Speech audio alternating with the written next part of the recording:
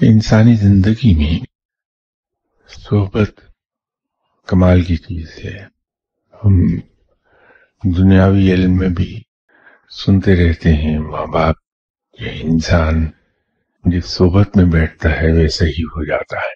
حضرت علی کرم اللہ وجہہ کو بھی قول ہے کہ انسان اپنے دوستوں سے پہچانا چاہتا ہے.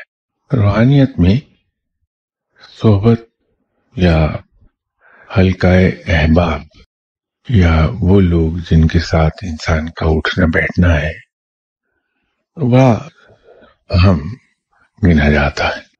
اگر کوئی ادنا چیز کسی اعلیٰ چیز کے ساتھ منسلک ہو جائے اس کا سٹیٹس بھی بدل جاتا ہے. جیسے لکڑی ہے یا موم ہے، اگر وہ اپنی جگہ پڑی ہے اسی طرح تو وہ ایک بیکار چیز سمجھی جائے گی. اس کا اس طرح سے پڑے رہنا کوئی مصرف نہیں ہے. لیکن اگر اسی موم کو آگ دکھا دیں، شعلہ دکھا دیں تو جل اٹھتی ہے اور اپنے ارد گرد کے علاقے روشن کر دیتی ہے. یہ یوٹیلیٹی ہے کہ اس نے اس جگہ کو ایک مخصوص حد تک منور کر دیا.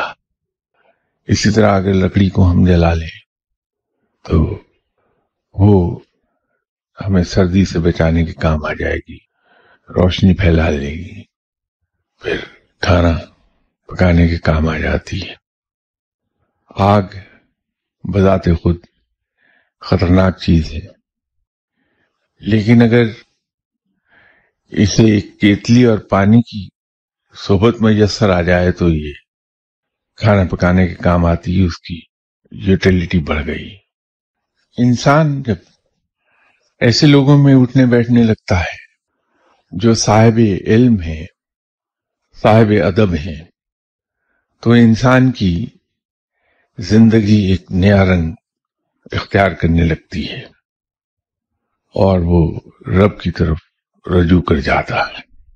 انسان اگر ایسی صحبت اختیار کر لے جو اسے رب سے دور لے جائے، میٹریلسٹک بنا دے، وہ شاید وقتی طور پر تو قابل تحسین ہو جائے لیکن انجام کار وہ اپنے زوال کو چلی جائے گی وہ شکل.